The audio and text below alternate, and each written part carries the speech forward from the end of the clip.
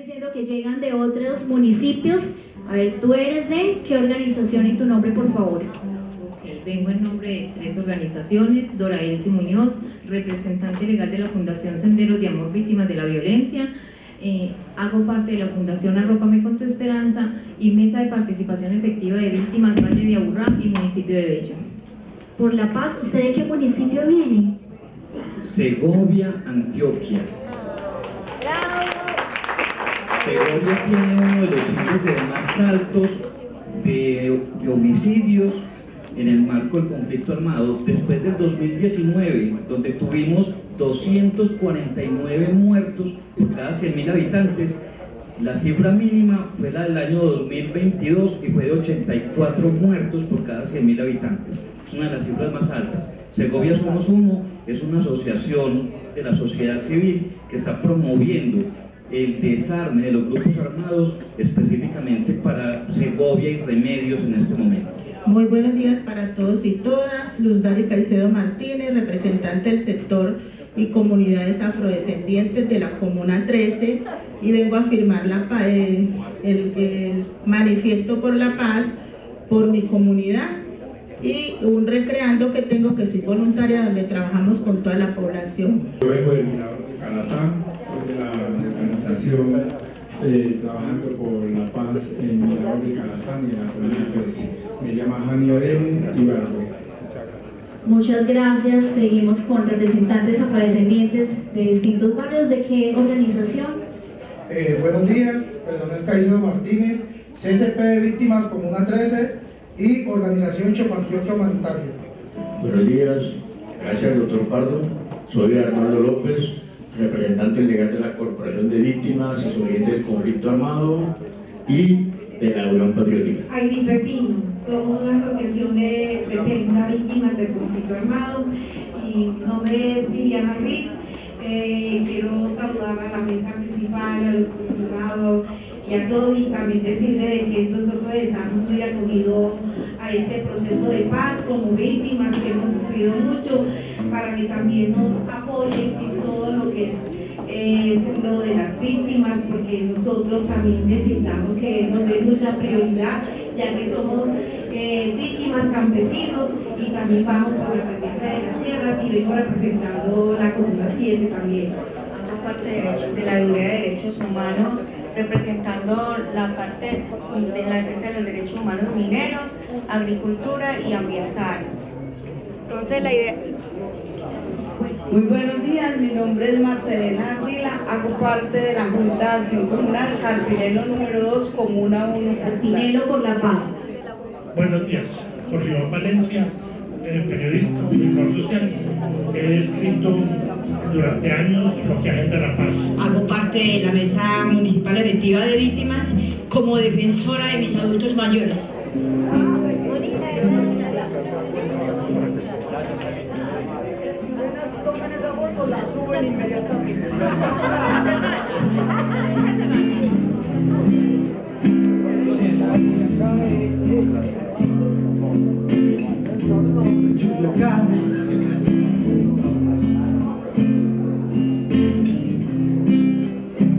Porque el sol está enfermo, quiere lavar la sangre y el horror nos ha puesto presencia.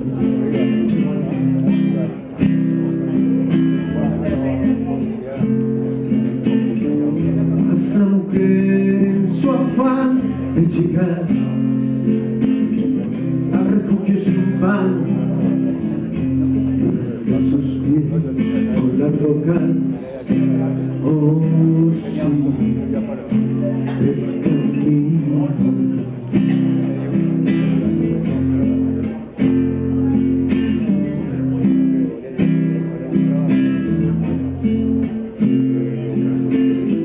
Mientras los hombres han quedado atrás, ya no premio ni por razón, son un colchón de las balas del terror. Aquí no más, allí no más,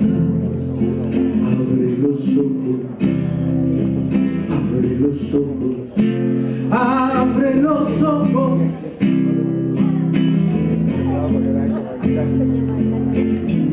Los niños juegan al amor en medio de esta guerra y se les oye preguntar y duele escuchar. Cuando volvemos a casa, cuando volvemos más, cuando volvemos a casa, cuando volvemos.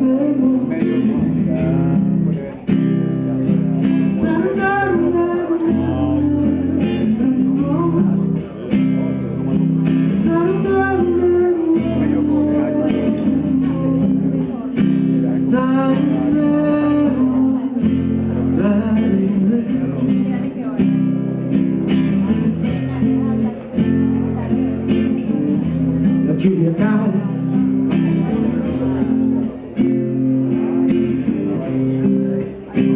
porque el sol está en fuego. Quiere lavar la sangre que el horror nos ha puesto presencia. Se hace imposible llegar, se hace imposible volver y quedas en el limbo del desamparo. Te han arrancado de raíz de tu único lugar, tu único lugar.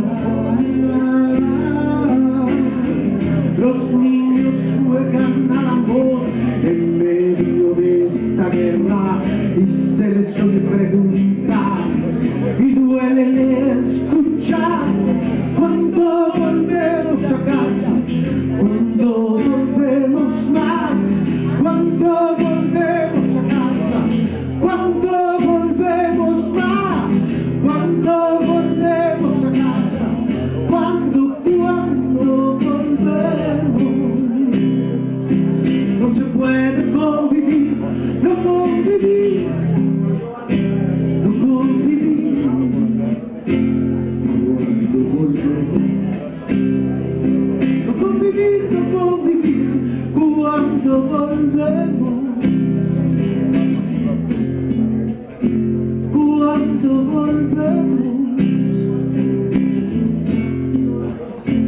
cuando volvemos. Un beso, un abrazo, muchas gracias. Y hemos sido una ciudad receptora de los diferentes desmovilizados y firmantes de cada uno de estos acuerdos.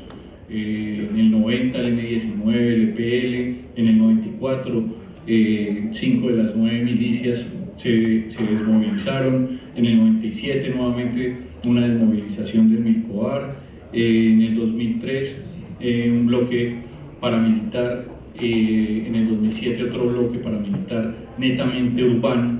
Eso nos dio un total de 3.600 hombres en 2 desmovilizaciones en un solo periodo legislativo, el cual durante estos 20 años, ¿qué enseñanzas ha tenido la ciudad? ¿Y qué estructura de política pública para atención a esta población hay?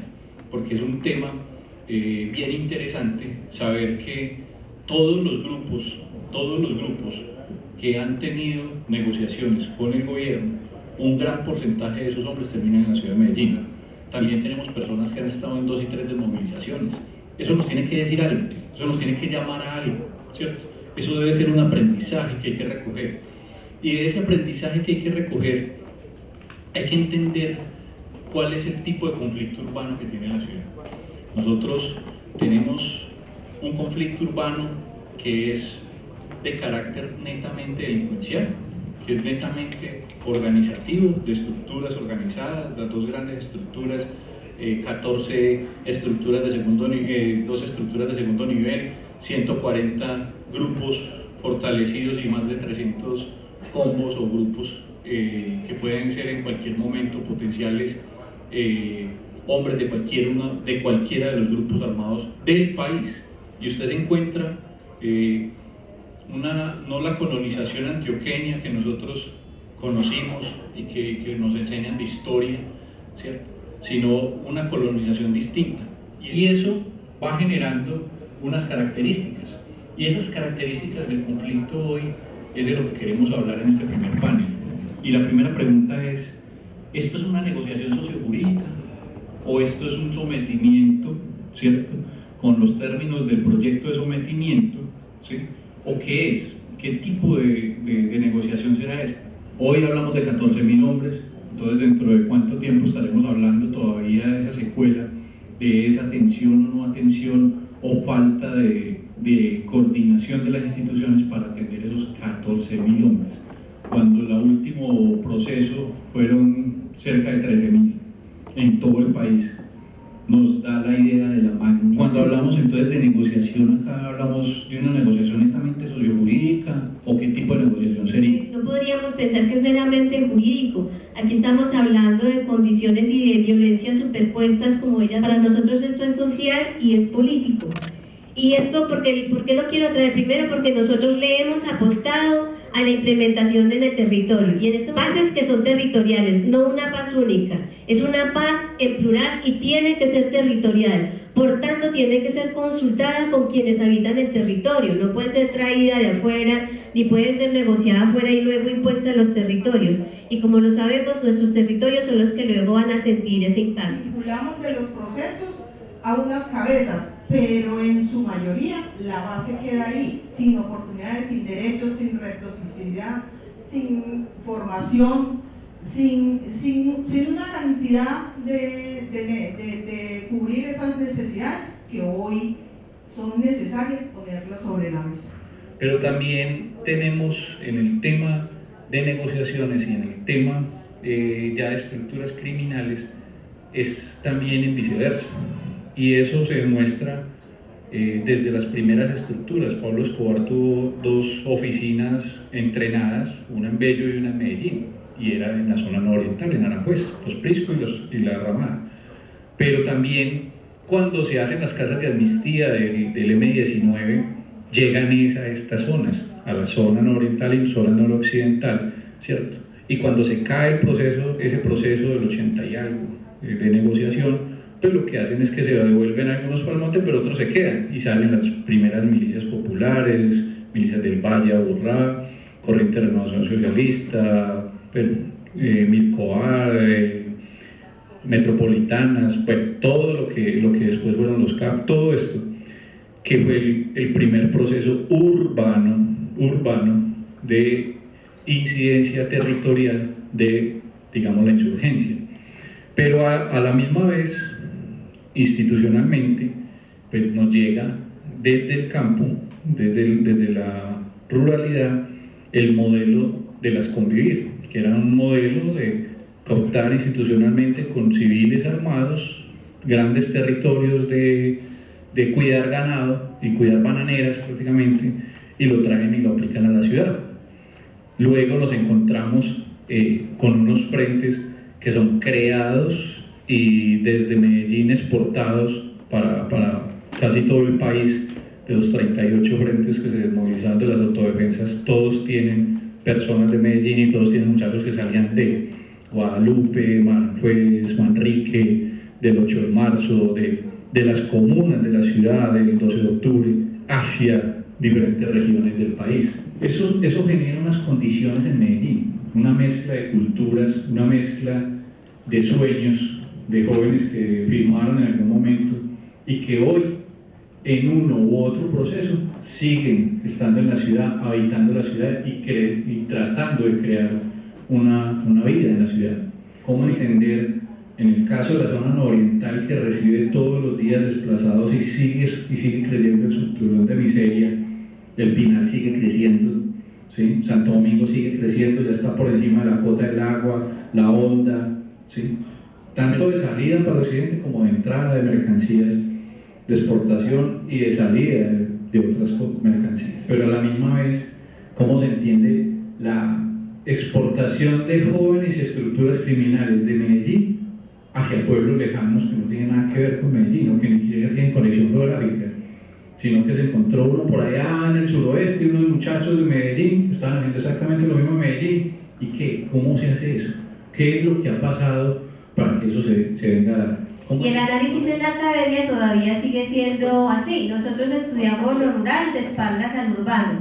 Y efectivamente nos estalla en la cara en este tipo de situaciones y sobre todo en nuestras comunas, ¿cierto? No es solamente el interno, esto que pasó con Haití, pero también con el asesinato en Cartagena de un fiscal que estamos exportando mercenarios. Tristemente exportamos el crimen también, ¿cierto? Y modelos.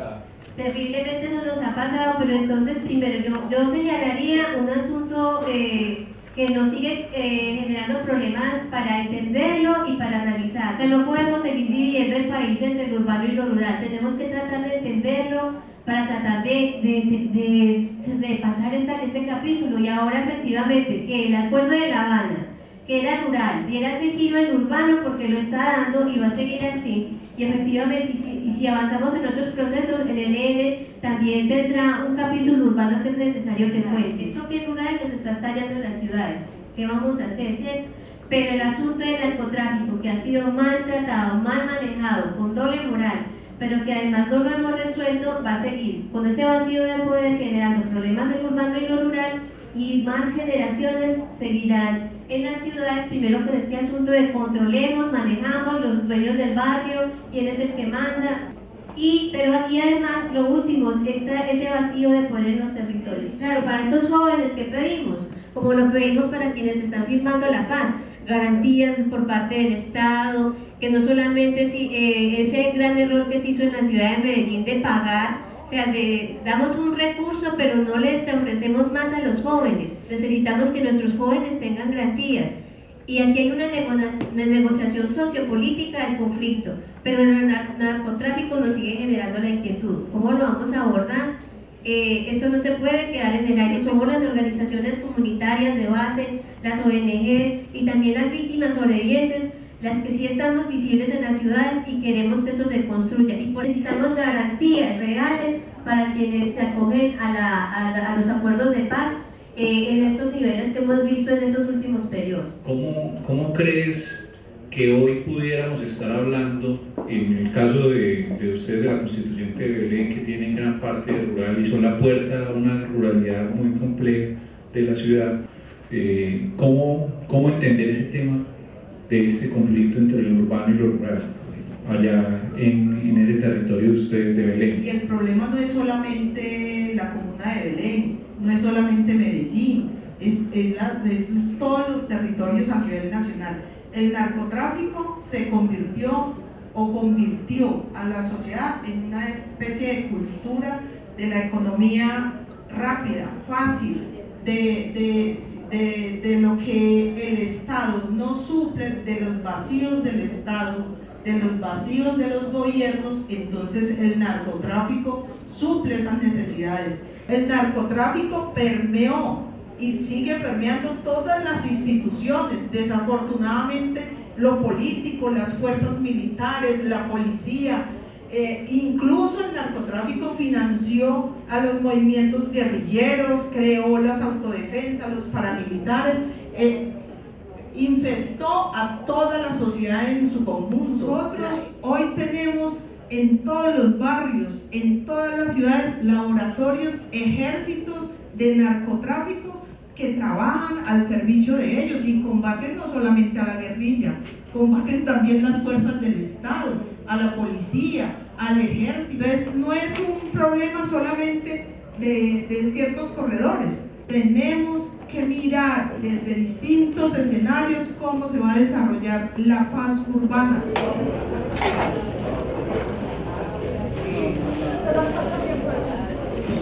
Don Orlando, venga.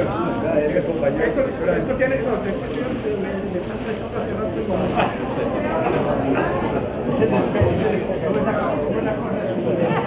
Del conflicto urbano que normalmente son invisibles, el proceso de paz urbana, ¿cómo hay que adelantarlo para que logremos generar justicia restaurativa?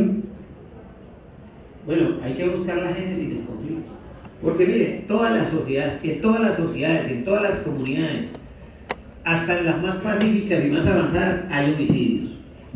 Lo que pasa es que nosotros hemos rebasado cualquier cálculo que se haga en medio de una sociedad violenta, el que empezó en 1948 aproximadamente hasta acá, y no ha parado nunca. El conflicto urbano, de alguna manera tengo que decirle, doctor Luis Guillermo, y a todos, que es hijo del conflicto general o generalizado que ha tenido Colombia. ¿Por qué?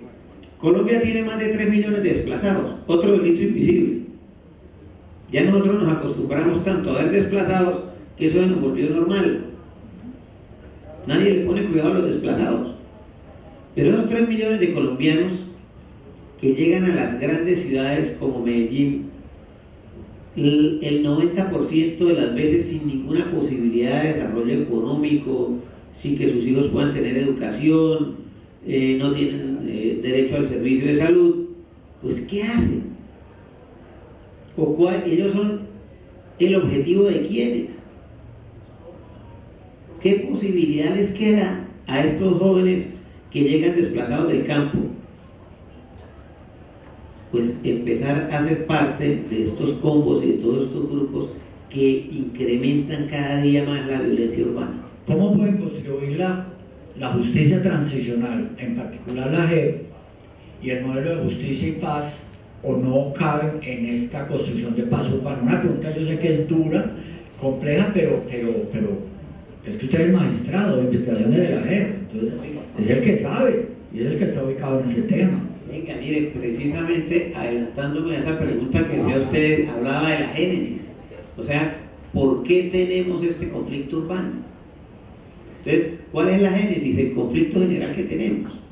Y si la génesis es esa, ¿por qué no buscar mecanismos de justicia transicional para resolver todo el conflicto en el país, tanto rural como urbano? Porque, como digo, en buena medida el conflicto urbano es hijo del conflicto rural. ¿O sabe que cabe la justicia transicional en la paz urbana, en la construcción de la paz urbana? Eso sí es una novedad. Pues, o sea, es muy importante desde mi punto de vista. En mi criterio, por supuesto, yo quiero aclarar algo, es, digamos, la construcción de la paz y los mecanismos de paz que se implementen son competencia del gobierno nacional. Nosotros nunca vamos a tener paz si no buscamos unas formas lógicas de negociación o de sometimiento que favorezcan a toda la sociedad. Y cuando hablamos de que favorezcan a toda la sociedad, tiene que incluir a las víctimas primero, pero también a aquellas personas que se han convertido en victimarios por diferentes razones. Algunos, en su gran mayoría, tal vez porque no han tenido opción distinta que hacer parte de los grupos ilegales. Hay un bien que es más importante que incluso el interés personal de cada uno de nosotros, y es el bien de la comunidad, de toda la sociedad colombiana. De manera que uno a veces, en todo proceso de negociación, todos tenemos que ceder algo. Nosotros no podemos legarle a nuestros hijos y a nuestros nietos el país que nos ha tocado. Hay un artículo que es el artículo 22, yo lo quiero recordar al auditorio porque es que dice que la paz es un derecho de obligatorio cumplimiento. Es decir, es que aquí en este país quienes promueven la guerra tendrían que ir a la cárcel. Lo que pasa es que ¿a cuáles cárceles? ¿A qué? Entonces, porque ahí tenemos el otro tema de fondo. Pero le quiero es plantear, entonces, justicia transicional cabe en la construcción de la paz urbana. La paz es un mandato constitucional, eso nadie lo puede discutir. Nadie es nadie. Nadie puede estar por encima de la Constitución. ¿Sí? Modelo transicional no sirve. Justicia restaurativa va. De justicia y paz, ¿habría algo para recuperar que pueda servir en función de la paz urbana, magistrado, según su conocimiento y su experiencia? Nosotros llevamos más de 60 años en conflicto, pero llevamos más de 30 años también tratando de construir paz. Usted lo ha mencionado ahorita, todos los grupos con los que hemos logrado negociar a través de los diferentes gobiernos que hemos tenido. La Paz de Crédito. Bueno, es un nombre interesante, pero fíjense que yo quería llegar a algo de lo que creo tenemos que ser conscientes. Las construcciones que hacemos los humanos no son perfectas, los procesos de paz no son perfectos. Si fuera así, seguramente ya hubiésemos solucionado el problema grave que tenemos en Colombia. Pero eso no quiere decir que tengamos que desanimarnos. Cada día hemos venido construyendo mejores procesos de paz. Por eso yo les decía, cuando me permitieron unas palabras al inicio de este evento, les decía que este es el mejor proceso de paz que hay en el mundo. Y es cierto, pero esto no es gratuito. Es porque nosotros los colombianos llevamos 30 años largos construyendo paz, aprendiendo de los errores que hemos cometido, y ese aprendizaje es el que nos ha llevado a construir este proceso de paz, y podemos construir procesos de paz cada día mejores, que incluyan fenómenos que no hemos incluido, como el tema de la paz urbana. Antes de Justicia y Paz, los procesos de paz que hubo en Colombia no tenían ningún tipo de castigo ni obligación de contribuir con la construcción de la verdad por parte de los victimarios. O sea, fueron procesos de perdón y olvido. Entregue las armas y regrese a la sociedad y punto. En Justicia y Paz empezamos ya a hablar de la exigencia de contribuir con la construcción de la verdad, ¿cierto? Sí. De empezar a reconocer a las víctimas del conflicto, no tanto como en este último proceso donde la víctima es el centro, y sin que se hablara de justicia restaurativa, pero sí se empezó a hablar ya de la reparación a las víctimas. Digo, hay más de 3 millones de desplazados, más de 100.000 desaparecidos en Colombia. En solo Medellín, ¿cuántos homicidios que hubo desde 1990? 108.000. Mal sumados. 108.000 homicidios en solo Medellín. Ahora, ¿cuántos tendremos en Colombia? ¿No? ¿Usted cree que la paz urbana básicamente es una conversación, de algo sociojurídico? Indudablemente tiene que ser un diálogo sociojurídico. Cultural, maestra. Indudablemente. Eso lo incluye, ahí está lo cultural. Sí, claro, también lo cultural. ¿Por qué? Porque si nosotros hablamos, si uno se ciñera solo a los temas jurídicos, pues tal vez no podría ni siquiera haber la posibilidad de procesos de paz o de justicia transicional. Después de 60 años de conflicto tenemos dos opciones: seguimos en guerra, no sabemos cuánto tiempo, o buscamos una forma humana, inteligente de resolver el conflicto. Yo que soy, repito, un soñador de la paz, creo que tenemos que pensar en una forma humana e inteligente de resolver el conflicto. Yo no sé la confidencia. ¿Ustedes tienen abierto un macrocaso urbano que sirva de guía, que sirva de experiencia en la JEP? Yo no sé si es confidencial, entonces no, digamos que yo no podría decirle en este momento cómo los magistrados de la sala de reconocimiento van a dirigir los distintos macrocasos que hay, pero indudablemente cuando se pensó en los 11 macrocasos, se pensó marcar todos los fenómenos de violencia en el país.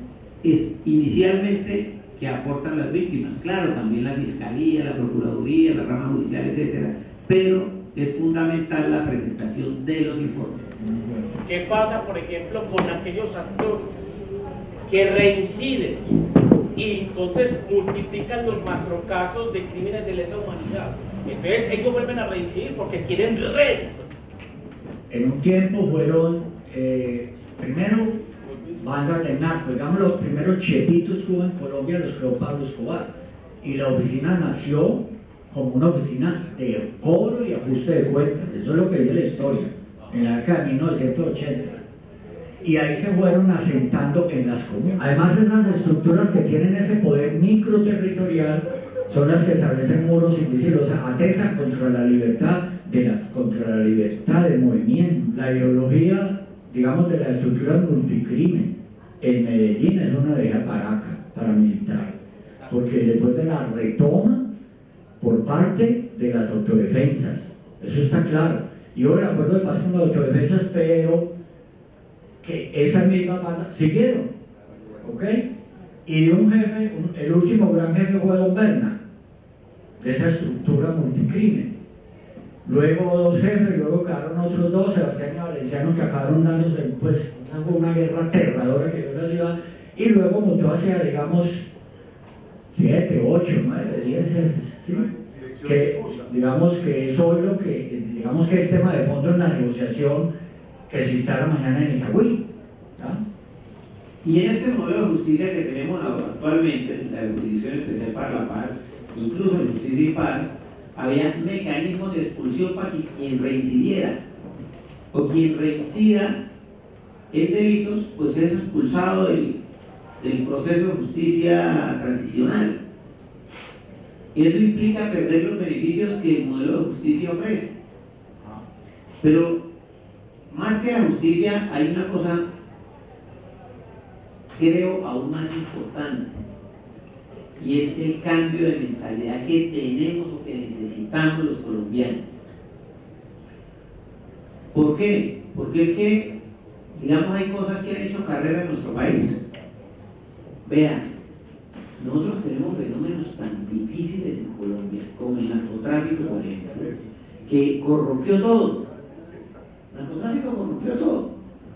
Hace algunos años se hablaba de las guerrillas, se hablaba de los grupos paramilitares y que cada uno por su lado, bueno, tenían mecanismos de financiación, pero llegó un momento en el que todos los grupos se financiaban con recursos del narcotráfico, ¿cierto?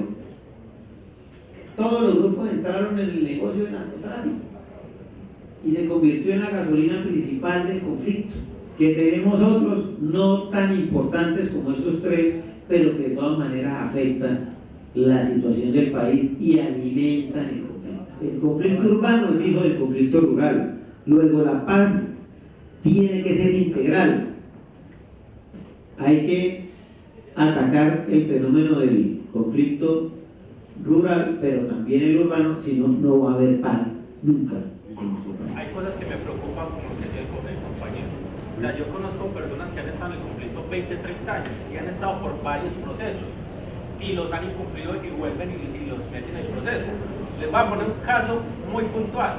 Carlos Pesebre, empezó en las milicias populares, comandando Blanquizales, Los Rayas, el Pesebre, ¿cierto? Empieza todo el proceso de las milicias y entra un proceso de negociación de desmovilización para el tema del Bilcoa. Después de que se desmoviliza, empieza a incursionar con los grupos paramilitares. El comando también fue grupos paramilitares en la zona, que muchos lo reconocen. Empieza todo el proceso de los paramilitares, las movilizaciones paramilitares también participan en el proceso de movilización. Bueno, llega lo del Albacrim, sabemos todo lo que ha pasado en el conflicto. Llegan los grupos armados, se ponen de acuerdo en el 2013. Es un acuerdo de paz entre ellos. La pregunta mía es, ¿qué es la diferencia en el acuerdo de paz que hicieron entre ellos? Que disminuyó los homicidios, aumentaron las desapariciones, aumentaron los secuestros, las extorsiones, los hurtos, que es lo que está pasando ahorita. Ya no vemos homicidios, vemos desapariciones, cuántas personas recuperan diariamente en el río. Y entonces vemos que hoy otra vez se repite la historia de las mismas personas que vienen delinquiendo hace 30 años, vuelven al mismo proceso, que nos garantizan que esta vez no lo van a incumplir. Entonces, cuando nosotros nos dicen que es que van a hacer un acuerdo de paz, bueno, y el acuerdo de paz porque no son las víctimas y lo primero que tienen que acordar es vamos a reparar a las víctimas, no vamos a darle beneficio a los actores armados para que salgan rápido de la cárcel, no. Eso lo de menos. Tenemos que reparar primero a los que han sufrido el conflicto, porque los que han hecho el norte del Valle, que también es otro conflicto urbano en la parte central del Valle del Cauca, los mandos medios, aunque los otros negociaron, los mandos medios asumen y siguen reproduciendo. Nosotros estamos frente a una sociedad que en parte no quiere escuchar la verdad. Primero porque acabó la sanción moral frente a las drogas. legitimó el tema de las drogas por las riquezas que genera. No vamos a catalogarlas ilegales, no. O sea, legitimó eso, lo metió allá. El consumidor desapareció de ese tema. No importaba que un hombre se enriqueciera pudriendo la juventud del mundo. Eso desapareció. Y legitimamos, y está en nuestra cultura, sobre todo cuando uno hace un mapa de la historia del narcotráfico, donde han estado sus elementos centrales de mando, en la misma ruta y en la misma zona de la migración antioqueña. Muy bien, quedan sí, termino ahí, Luis, termino. Entonces creo que hay que retomar eso como centro fundamental. O sea, aquí lo que hay que poner es el tema de las drogas, porque si ese es el detonante fundamental en lo urbano, el tema de las drogas como eje central de las rentas ilegales, más las otras que usted citó, deben ser el debate fundamental. Lo otro es el instrumental jurídico, legal, social, cultural, ¿sí?, que hay que poner al servicio de desestructurar y de construir esas condiciones que facilitan la reproducción permanente del conflicto. Usted que dice que hay veces que hay que poner a un lado la justicia, las normas y la Constitución para realizar procesos de paz. Esos 12 procesos de paz que han habido en Colombia, se ha dejado a un lado la justicia, la reparación, la verdad, y a las víctimas los siguen revictimizando. Entonces, si no tienen en cuenta lo jurídico para el proceso de paz, es uno de los factores para usted que haya fracasado los otros procesos de paz, o vamos a seguir más con lo mismo. Las víctimas ya cedimos. ¿Dónde está la reparación? No la hemos visto, porque la Constitución colombiana es muy clara y expresa, y el artículo primero de la Constitución lo dice: somos un Estado social de derecho pluralista, donde todos tenemos que ser partícipes de lo que se está llevando, que es un proceso de paz. El que hoy las declaraciones de Mancuso hoy aclaran realmente cuál es que ha sido el conflicto realmente en Colombia, sea urbano o sea rural, y el compromiso de la institucionalidad en el desarrollo de ese conflicto, tanto rural como urbano. Y hace que dar una lectura, y aquí la clase dirigente ha querido tapar esas declaraciones, que es la verdadera verdad que se necesita conocer en Colombia. Lo contrario, cualquier proceso de paz que se desarrolle en Colombia será un maquillaje alrededor de la palabra paz, que llevamos más de 30, 40, 50 años luchando por ella. Me parece buena de que a nosotros nos llamen a una indemnización y nos den 100.000 pesos o 50.000 pesos. O sea, ¿qué está tratando de construir con nosotros? ¿Cuál es esa burla que tiene? O sea, a mí me dio un ataque de risa cuando a mí me dieron eso. Me dio fue ataque de risa, y lo recibí para poder justificar con eso cuánto valemos las víctimas en este país y cuánto vale el dolor que supuestamente nos están reparando. ¿Por qué nos hacen esto? ¿Qué está pasando? ¿Por qué se ponen en esto con nosotros? Estamos hablando de una reconstrucción de paz y nosotros nos están exigiendo un perdón. Ah, pero perdonemos. Pero a nosotros nos están burlando. Tenemos que esperar 80, 90 años y tener una enfermedad catastrófica para poder ser reparados. Porque si no tengo una enfermedad catastrófica, no estoy, como decían en mi tierra, mascándome el agua o por ahí con un bastoncito, no, eso también es injusto. Nos sentimos como si estuviéramos organizando unos rellenos, como si nos llamaran a rellenar algo para que justifiquemos algo, nos sentimos utilizados. Entonces, ¿qué pasa? Que las participaciones ya cada día son menos, porque ya cada día no les creen. Entonces, ¿qué pasa? Se está perdiendo la credibilidad. Nadie está creyendo esto. Mucho menos con los dineros que dice el Estado darnos. ¿Dónde está el recaudo de todas esas platas que de los narcos han dejado o han quitado? Para que le salgan con 50, 100.000 pesos a una víctima o 30.000 pesos. No es justo. Entonces, necesitamos que para una verdadera paz tengan en realidad ustedes más respeto a la seguir atacando las consecuencias y no las causas del conflicto armado.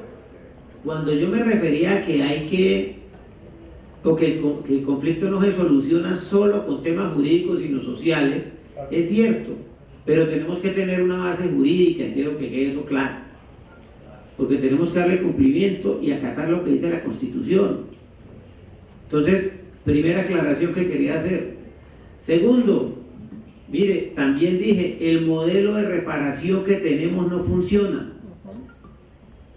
Y yo estoy totalmente de acuerdo con las apreciaciones que ustedes han hecho.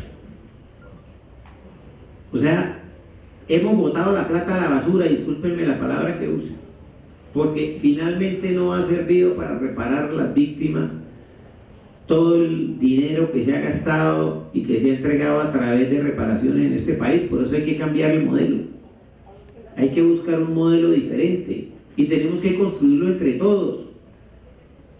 Por eso son importantes estos escenarios, para que las víctimas, que deben ser, y lo he dicho siempre, y son el centro del proceso de paz, se puedan pronunciar y puedan manifestarse, pero no solo manifestarse, sino exigir y proponer cómo debe ser el desarrollo de un proceso de paz y cómo o cuál debe ser el modelo de reparación que exista. Ahora, hay unos fenómenos tristes que ocurren en Colombia, y esto incluso es producto de nuestra riqueza. El tema de la minería ilegal, ¿no? Esto es un país tan rico que no solo se explota minerales de forma legal, sino ilegal, porque hay en muchos lugares donde no se llega y no se tiene cuidado de cómo se explota los minerales ricos que tenemos en Colombia, y se le hace daño al medio ambiente y de paso se le hace daño a las comunidades que se encuentran en zonas alejadas del país y consumen las aguas que están siendo en muchas de las ocasiones dañadas con el mercurio y el cianuro que se utilizan para la explotación minera. Eso está incluso acabando con comunidades enteras que se encuentran asentadas en zonas alejadas del centro de las grandes ciudades. Y como lo decía el diputado esta mañana, digo, mire, si no se implementa el proceso de paz, pues se va a perder la confianza para construir paz. Igual también se pierde la confianza para construir paz si no se crean mecanismos reales para reconstruir la sociedad, que debe partir de reparar a las víctimas. Finalmente, quiero decirles que el perdón jamás se puede exigir. El perdón es algo que le tiene que salir del corazón a cada persona, pero cada quien, cada persona sabrá el momento o sentirá en qué momento es que debe o no aplicar el perdón. Muchas gracias a todos. Muchas gracias a Giovanni, al magistrado Giovanni Álvarez, y a Luis Guillermo Pardo por este espacio tan amplio también de participación con las comunidades que asisten hoy a este espacio. Continuamos. Esa visión rural que terminó siendo la visión predominante en el marco digamos, en el escenario de posconflicto, pues tiene que necesariamente tener un desplazamiento en donde las ciudades jueguen un papel más protagónico. Parte de la discusión que tenemos hoy, lo que motiva parte de este encuentro, es que en una ciudad como Medellín, que ha sido nodo de criminalidad en Colombia, que ha tenido procesos intensísimos de discusión para promover la desmovilización, el acogimiento, el desarme de algunas estructuras que operan fundamentalmente en lo urbano, soportadas en el narcotráfico, que reclutan adolescentes y jóvenes, que tienen o que ejercen un control territorial dentro de la ciudad, es que la guerra ha operado en los centros urbanos. Ese es casi que un presupuesto indiscutible. Y frente a eso, la discusión será entonces si se incluyen a las víctimas de ese conflicto que ha tenido una dinámica urbana tan particular en escenarios de reparación. Medellín es una ciudad receptora de cerca de 700.000 víctimas. ¿Y qué hacemos? Si ese marco jurídico reconoce unas víctimas específicas y no a las de ese conflicto que se ha instalado en la ciudad. Nosotros recibimos con fue una gran noticia en su momento cuando se habló de la paz total. Sin embargo, generó mucho temor y muchas preguntas en las diferentes subregiones. Es porque el Estado no tiene la capacidad en este momento de ocupar todo el territorio y garantizar que esas zonas no fueran ocupadas por otro grupo. ¿Cómo vamos a ocupar esos espacios territoriales cuando salgan los grupos armados? Eso es de lo que es la seguridad. Se recibe criminalidad, pero también se exporta por parte de grupos delincuenciales que han ido migrando al suroeste, al oriente, y se han vuelto grupos delincuenciales organizados para la extorsión, para la venta de drogas ilícitas en la parte urbana. Entonces ahí ya empezamos una interconexión. Voy a visitar municipios y era un pueblo donde no se veían dinámicas como las que se veían en Medellín, del consumo de droga en el parque, o asesinatos, digamos, ahí entre los vecinos o entre los barrios. Ahora en los diferentes municipios ya se ve eso. Atacamos ese ciclo de pobreza, ese ciclo de inequidad, ese ciclo de lo que genera el caldo de cultivo para lo que es el incentivo para que se vuelvan a crear otros grupos. Pues vamos a seguir en esta dinámica. Entonces ya en 5 años no vamos a estar hablando de la paz total, sino antes de otra paz, y eso va a ser un ciclo interminable. Tengo de conocimiento de que estos grupos armados tienen a su mano líderes y organizaciones sociales. Es más, en este momento están creando organizaciones sociales porque se están adelantando con los abogados que los asesoran, organizaciones sociales que son las que van a recibir los recursos de las AES, los van a reparar a los mismos bandidos. Entonces ahí, hijas de los dirigentes del Estado, como la Alcaldía, Gobernación y el Estado, tenemos que estar presentes que la reparación que se le haga a las víctimas sea a las víctimas, no a los mismos bandidos. Mi persona con la madre de la Candelaria llevamos una propuesta. ¿Qué pasará con los niños huérfanos por la guerra? ¿Por qué? Porque dan una reparación que muchas veces la dan y esa persona ya debía riendo de esto y ahí se le fue la platica. Y esos niños huérfanos por la guerra quedan ahí. Que hoy en día muchos de esos niños son los jóvenes que están integrando ciertos grupos. Entonces, ¿qué pasa con esos niños? Esos son los que están integrando mucho estos grupos hoy en día. No hay los 301 billones para pagar 3 pactos de Estado. Se necesitarían 125 años. Entonces es más que cosa institucional, una inviabilidad de Estado para las víctimas. Por eso es que Medellín es hoy una ciudad globalizada. Mentiras. Una ciudad internacional, un puteadero a cielo abierto, donde un turista echa $1000 para venir acá, una ciudad de servicios. Eso está cierto. La ciudad la proyectaron desde 1980, el nuevo modelo de desarrollo, sin consultarle a la organización civil, a la ciudadanía, no los consultaron y eso sigue en desarrollo. Las partidas futuras son para eso y no hay para pagarle a las víctimas. En este proceso de paz urbana, la consideración democrática es de abajo arriba y de arriba hacia abajo, para que logremos sintonizar. Ya hablamos con el magistrado la cantidad de temas que encierra el conflicto urbano. Y como han dicho todos quienes han intervenido, hay problemas estructurales, hay problemas coyunturales, y el conflicto urbano a la final no es solo urbano, porque ya las organizaciones multicrimen están en las subregiones de Antioquia. Esperamos que en esos escenarios estén incluidos todo el sector civil, que se escuchen las voces de los niños, niñas y adolescentes reclutados en ese conflicto urbano.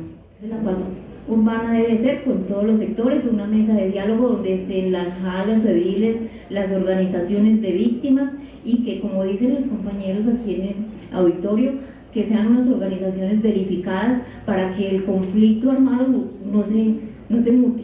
Pero también la paz para nosotros es todos estos derechos que cada día se van restringiendo para alcanzarlos, que cada día es una lucha de nosotros como líderes para alcanzar también todos estos derechos que nos han vulnerado. La paz total es poder vivir tranquilo, sin miedo, no estar estático, hacer parte real del desarrollo de los territorios, que de verdad se hable con la comunidad y no quienes creen que los representan, porque estamos viendo que en muchos territorios salen muchos representantes de las comunidades que no hablan con ellas, pero que hablan por ellas y cobran, digámoslo de alguna manera, esos ejercicios donde no son visibles las necesidades reales del territorio.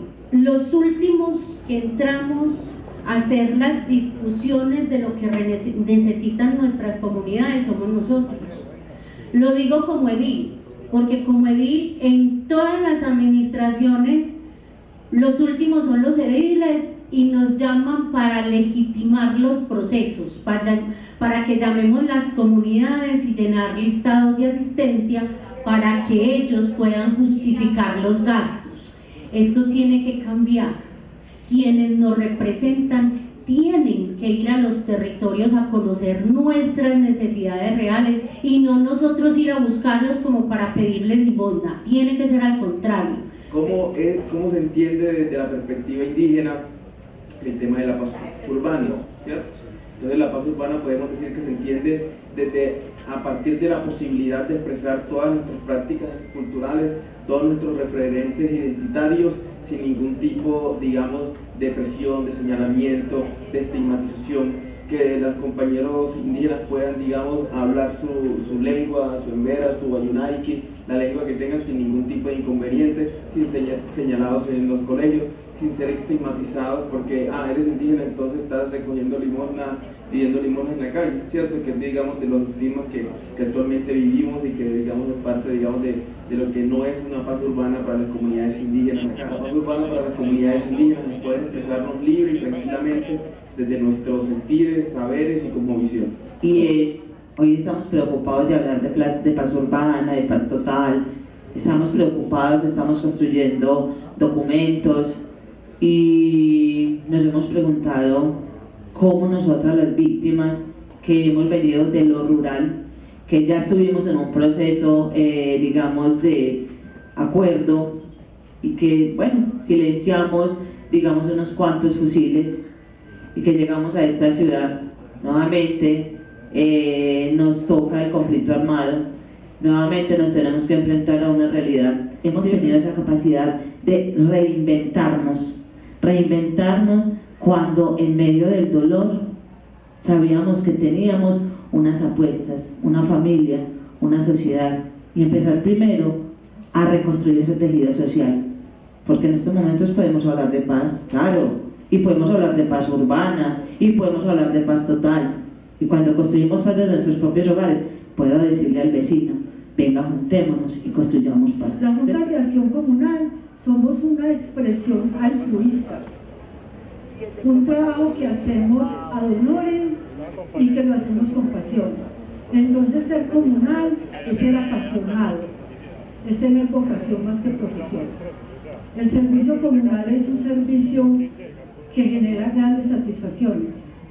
Yo soy completamente feliz siendo comunal porque soy feliz completamente sirviendo a la sociedad. En unos momentos podríamos tener la visita del Alto Comisionado de la Paz.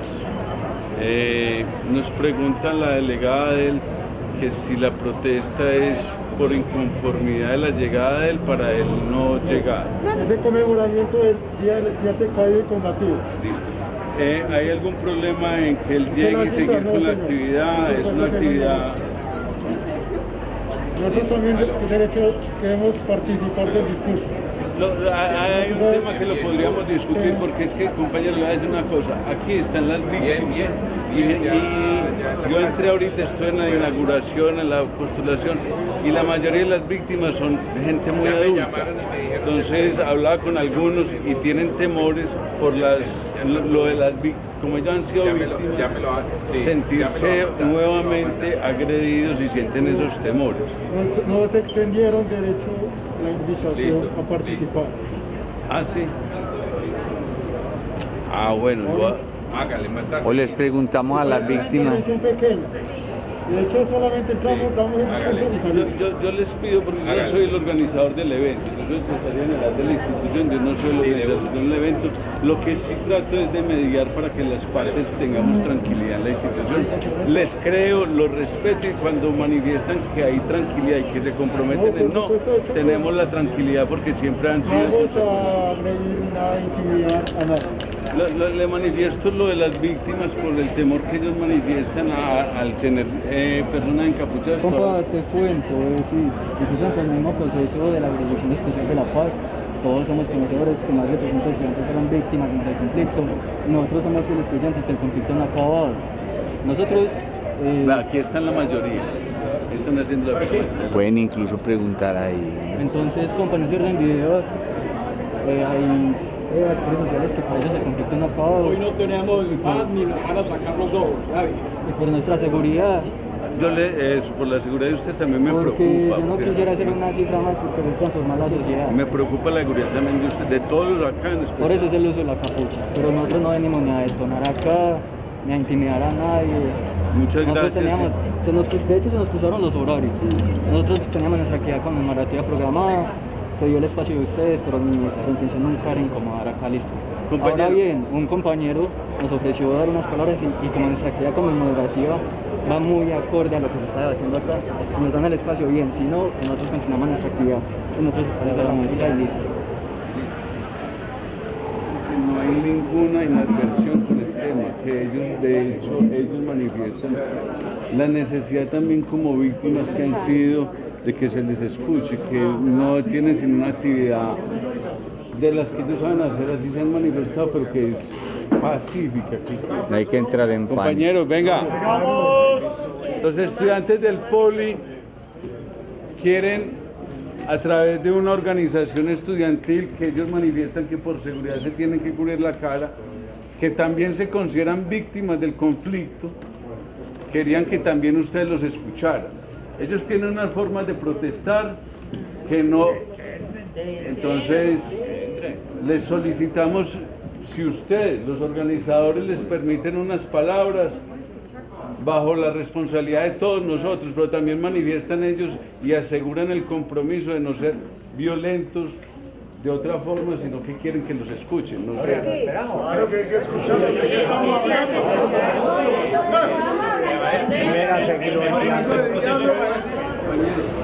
He hablado con la asamblea de los visitantes y también en la asamblea les manifesté la posición de ustedes y piden que si ustedes consideran y requieren la necesidad de hablar, les están esperando al que ustedes quieran o se quieran, les abren el micrófono. A mí me interesa también garantizar la seguridad de ustedes y la mía, porque si la de ustedes está bien, la mía está bien. Entonces, ahí hay personas esperando. Muchas gracias, compañero. Hay personas esperándolos, quien quiera, yo lo acompaño y lo vuelvo a dejar acá. Esa es la democracia. Esa es. Una constituyente del pueblo. Ahí caben todos también, incluidos los 305 que tenemos adentro. En eso, los 305 que tenemos detenidos.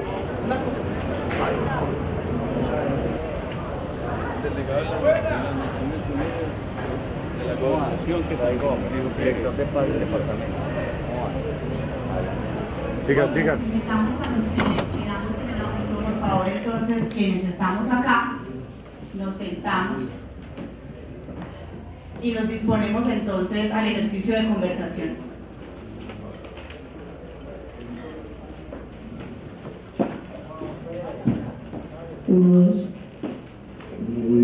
Buenas tardes, compañeros. Reciban un cordial saludo de parte de los estudiantes ofrecidos Carlos Mario Osorio. Nosotros aquí somos una organización estudiantil. No queremos venir a intimidar el evento ni nada por el estilo. Incluso fue una cuestión organizativa en que se cruzaron nuestras fechas con las de ustedes. Nosotros hoy estamos conmemorando el 8 y 9 de junio, una fecha especial dentro del movimiento estudiantil colombiano y dentro de las llamadas organizaciones clandestinas que se han ido surgiendo sus procesos dentro de las instituciones de educación superior. Bien sabemos que este es un evento de la Jurisdicción Especial de la Paz, donde debe ser de conocimiento de los presentes que dentro del mismo conflicto armado más de 800 estudiantes en cifras oficiales, porque pueden escalar, fueron asesinados durante el conflicto armado, conflicto que para nosotros hasta la fecha no ha acabado por parte de algunos actores sociales. Simplemente que entendí que el pensamiento crítico del estudiante de universidad pública debe ser puesto en función de también transformar la sociedad, porque esto es un centro del pensamiento. Hoy estamos conmemorando todos estos compañeros que se llenaron de rebeldía y valor al mismo tiempo para querer transformar la sociedad, que lastimosamente estamos en una sociedad permeada por el paramilitarismo e incluso por la misma extrema izquierda, ¿por qué no? Y querer unas mejores condiciones de vida se convirtieron en sinónimo de muerte. Por eso toma validez el uso de la capucha. Y a su vez, quienes murieron por transformar la sociedad no pueden ser olvidados, deben ser recordados. Juliano Rego, Dylan Cruz, Lucas Villa, Paula y Magali y otros cientos de estudiantes no pueden ser olvidados, y por eso hoy nosotros mantenemos viva su memoria, para que su legado siga, y solo hasta que logremos una transformación real social, una dictadura del proletariado verdadera, con participación verdadera, una democracia real donde los proletarios participemos, solo hasta ahí su muerte habrá valido la pena.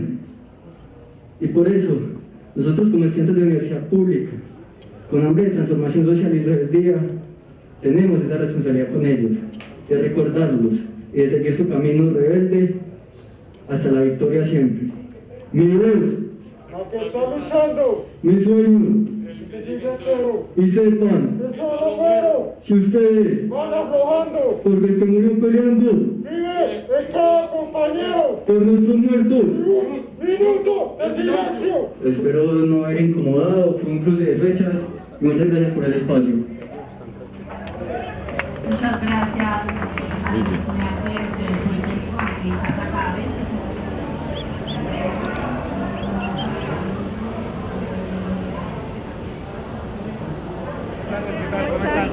¿Cómo vamos? ¿Cómo les ha ido? Ah, bueno, no es que queramos hablar con ustedes de parte de la comunidad. Él viene en camino. Yo le pago. Entonces, digamos, queremos saber si él puede pues, venir tranquilamente allá al foro a compartir aquí con ustedes. Yo quiero que podamos ser lo más sincero posible. Claro, señor. Y que si la respuesta no es la que yo quiero, me lo diga. Claro, de una, así es, señor, así es. Nosotros vamos a respetar completamente el evento, lo que ya hice saber adentro fue un cruce de fechas. Ok. Lo que no queremos es de aquí para allá ningún tipo de seguridad. Por la policía ni nada. Ni seguridad privada. Nada. Ah, okay. De este bloque ellos para van allá. a hacer sus eventos de aquí para allá y garanticen de que ellos respeten el evento. Yo soy de la Unidad Nacional de Protección. Listo. Entonces ya lo que ustedes digan y como... Ellos no quieren boicotear el evento. Nosotros aquí acabamos. Listo. Nuestra arma es la palabra, aquí acabamos. Ok. Y cumplen la palabra. Cuando ellos la entregan, han sido respetuosos hasta el día de hoy. Ok, sí, no, de eso se trata, que podamos hablar y podamos estar en el espacio aquí tranquilos sin ningún problema. Para allá, pero no nos vamos a ubicar en la caravana. En el parqueadero, no, es ahí en el parqueadero. No hay ningún inconveniente con esta Este es lo que por allá. Ellos lo que piden y también piden que no entre ningún policía civil, ni uniformado ni civil. Sí, aquí para respeto. Y ustedes van a estar. Él es uno de los periodistas importantes que cubre el tema de paz. En el evento, qué pena con ustedes. En el evento de ustedes van a estar, digamos, haciendo, digamos, con explosivos o cosas así, para saber uno, ¿no? Nosotros tenemos unos cuantos por la seguridad, pero son al aire libre. Y ellos hacen 3 llamados para convocar gente. Es importante, y es esto.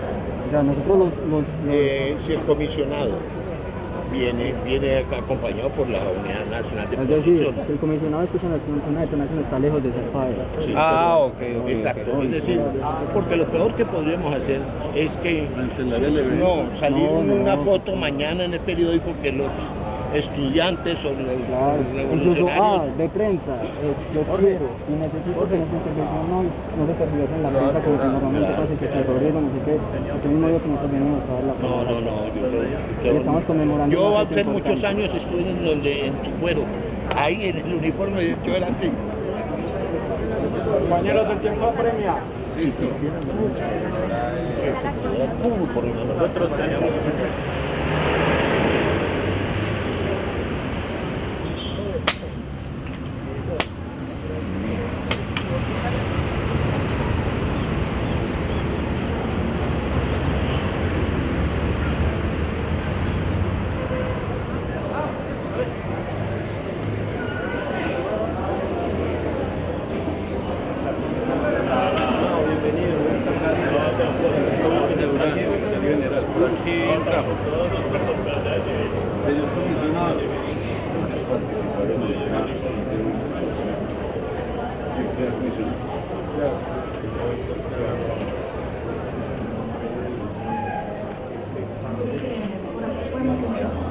Mire, comisionado.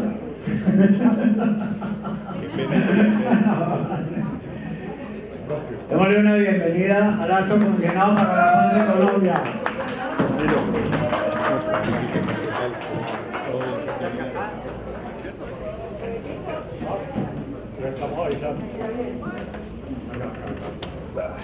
Vamos muy especialmente, le damos la bienvenida con un agradecimiento especial al doctor Iván Danilo Rueda Rodríguez, alto comisionado de paz de nuestro gobierno nacional.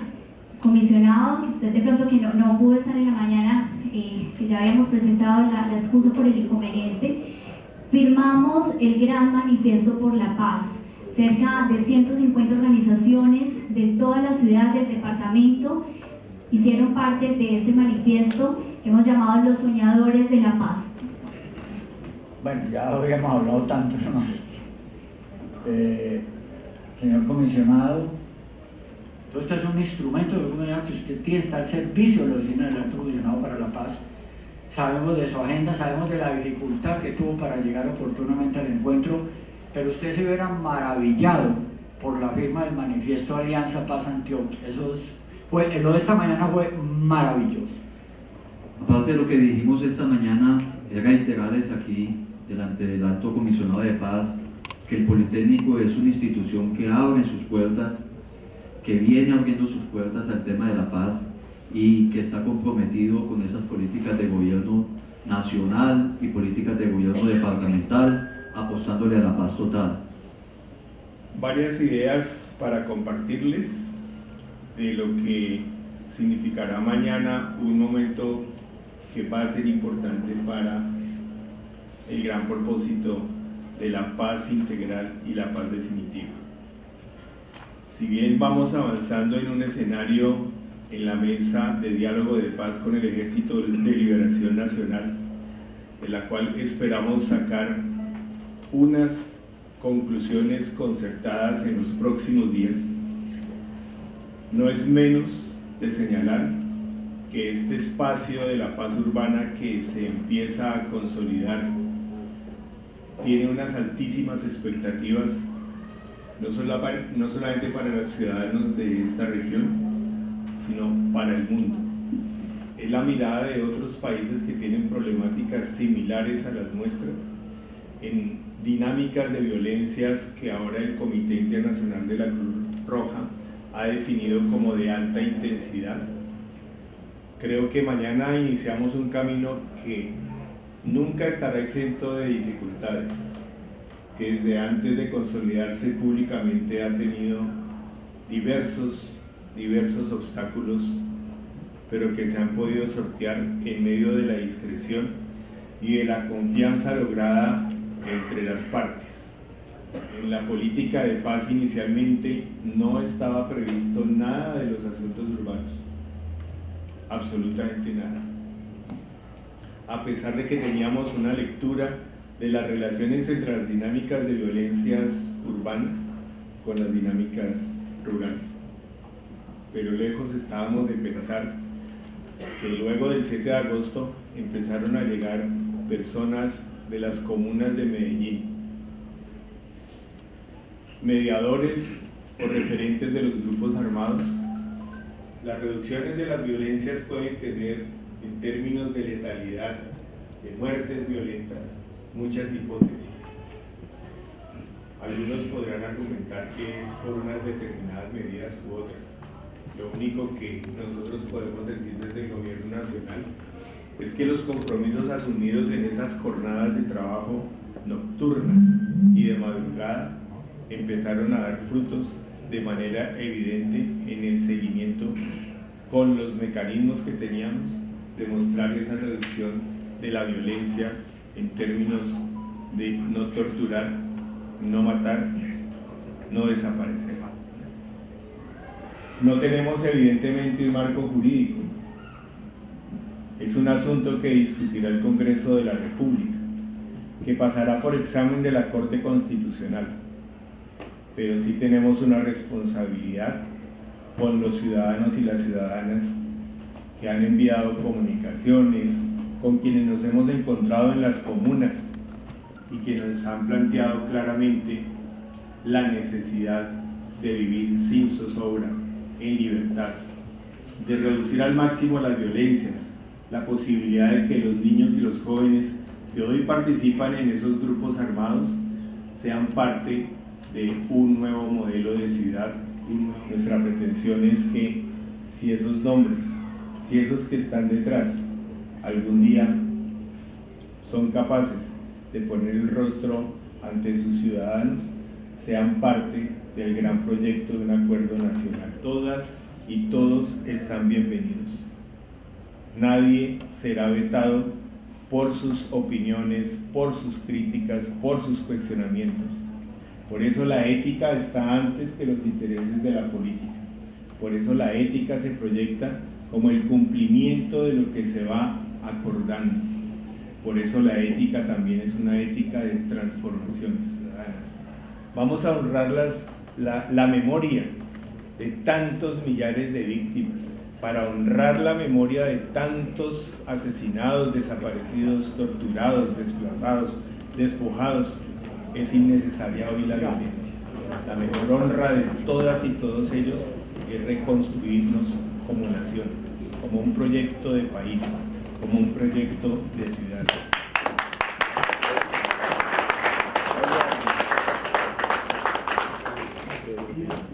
¿De qué manera se va a trabajar todo el asunto de la paz total en las subregiones de Nordeste, Bajo Cauca y Norte Antioqueño? Eso supera lo que mañana vamos a iniciar. Un efecto, por supuesto, pero en este momento estamos concentrados en Medellín y el Valle de la Urbe. En caso de las conversaciones con el ELN ya muy avanzado y que próximamente habría grandes avances o grandes novedades que anunciará al país, ¿esa va encaminada hacia dónde esas novedades? Ustedes saben que hay un acuerdo que se llamó el Acuerdo de México y hay dos compromisos que quedaron en México: el asunto del cese de fuego y el asunto de la participación. ¿Es posible que se quede un cese de fuego bilateral? Estamos casi seguros de que vamos a lograr un humo blanco en ambas materias. ¿En el próximo ciclo o cuándo? Al finalizar este ciclo. Que ahorita arranca el 5 de junio, ¿cierto? Termina el 8 de junio. Muchas gracias, doña Rosa. Y esta USB, no, léalo, yo le escucho. No solo con estos versos yo les quiero alegrar, con ellos también yo quiero que puedan reflexionar. Bienvenido sea usted representa al presidente.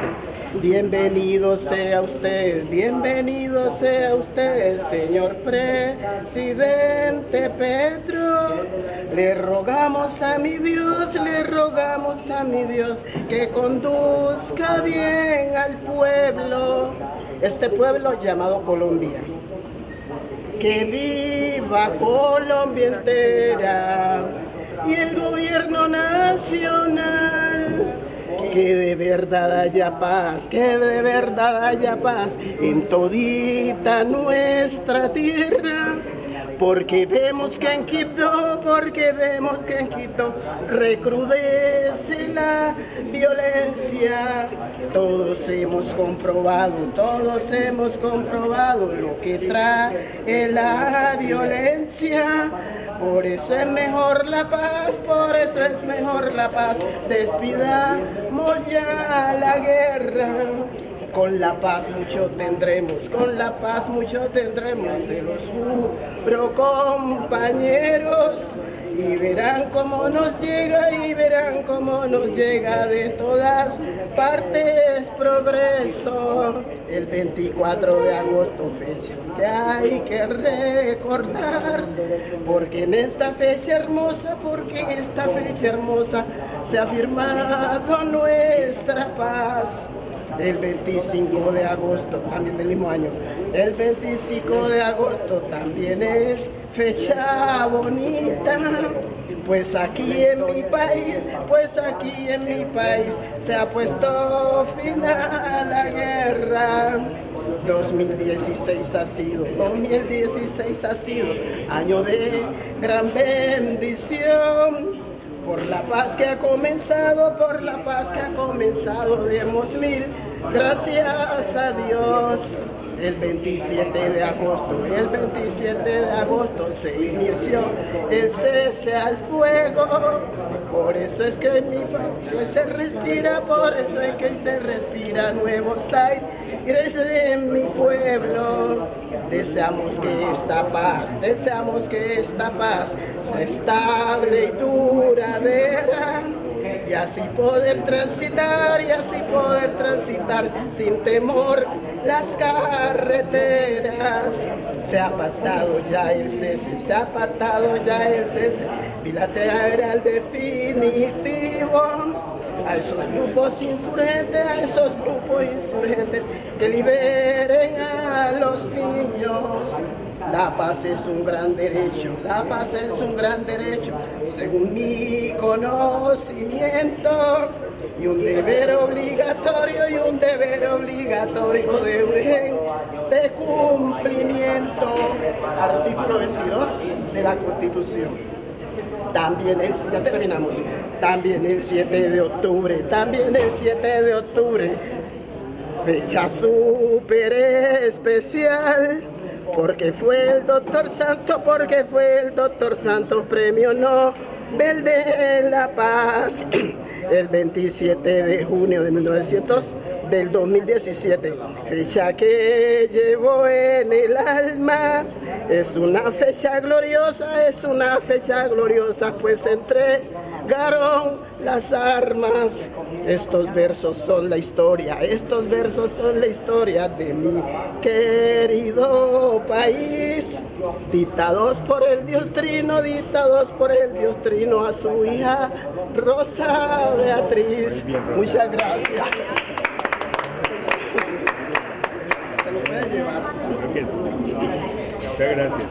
La orden siempre, ojalá fue de su mano al doctor Pedro. Mire, esta es la continente, todo esto es eso. La felicitación es porque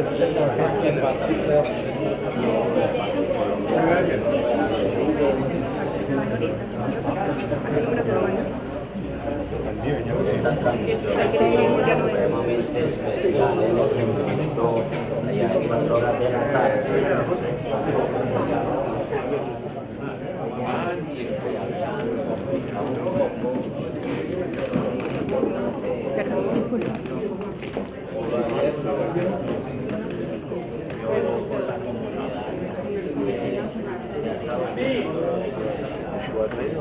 A las 7 de la noche, él me llama. Una fotico acá para que vean que ella sí, yo nunca. Eso es diferente. Usted sí, pero yo nunca. Yo tampoco.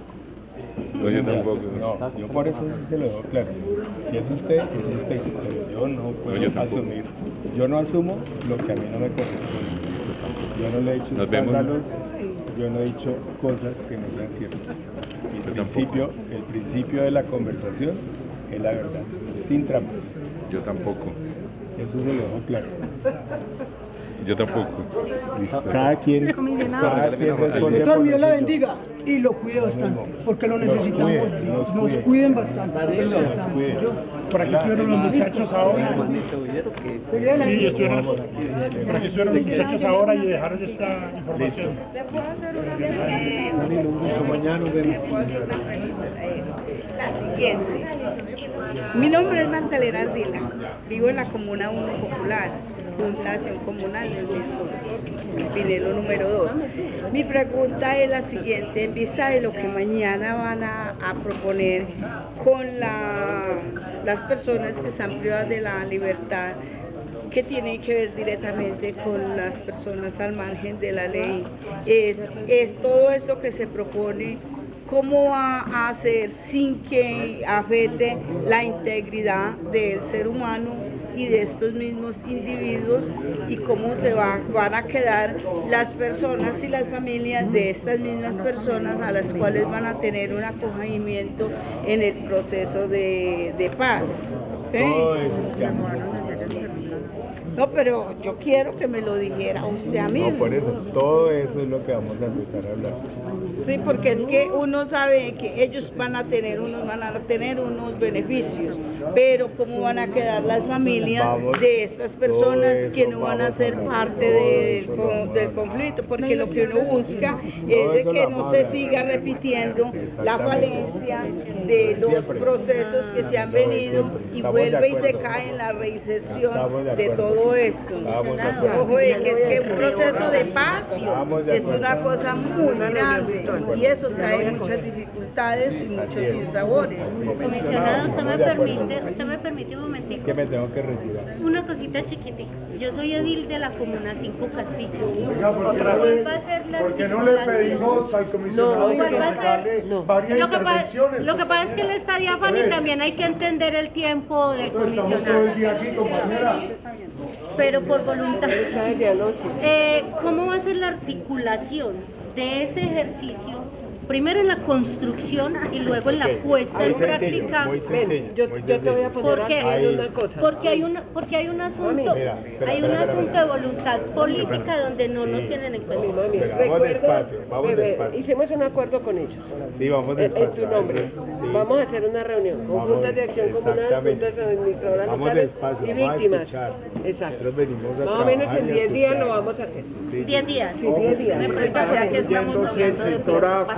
Yo le voy a dejar solamente la inquietud, ya que estamos hablando de paz. No, ahí está excluido. Disculpe, paz territorial. Yo expliqué algo ahora sobre eso, ¿no? Las inmobiliarias están absorbiendo el territorio y hay una expulsión hay víctimas del desplazamiento urbano por el desarrollo. Entonces hay que tener en cuenta esas víctimas urbanas para la paz. Enseguida me quedo cuadrando. Una propuesta. Espérame, vuelvo.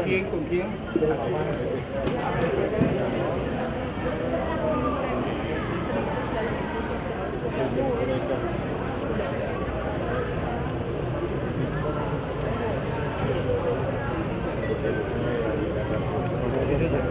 350, de Daniela es 350, 700, 2435. ¿Cómo se llama? Daniela Castillo. Bueno, Danilo. Yo tuve que meter en una reunión, perdóname. Gracias por venir, por el esfuerzo. Nos vemos mañana. Me cuidan esos dos chiquitos. A mañana. Mañana voy a ver si caigo, mano, de examen. Tantas preguntas que no le voy a hacer ni una. Que le vaya muy bien. Dios lo bendiga, hermano. Buena energía. Muchas gracias. A usted.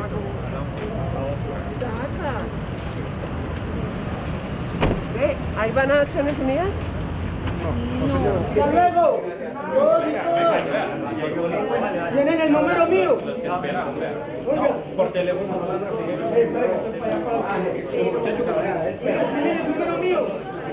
¿Y a dónde están el resto de las 8 subregiones? Perdóname que no me he escuchado, ¿Dónde están las otras subregiones de Antioquia? ¿Quién monopoliza hoy el oriente antioqueño? ¿Cómo amaneció hoy Nariño?